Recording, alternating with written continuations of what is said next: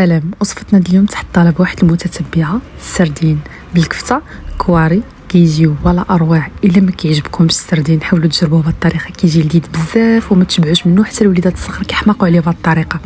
الوغ كاميله درت قشور ديال مطيشه، اي قشور مطيشه راني ما كنسيبهمش، كنحتفظ بهم في المجمد. ملي كنبغي ندير لاصوص ديما كنزيد عليهم واحد كونتيتي قليله ديال المطيشه وكيجي فيها واحد لاكولو غزال. درت لها واحد ورقه سيدنا موسى، شويه ديال الماء، حيت كتعرفوا مطيشه راه كتطلق الماء.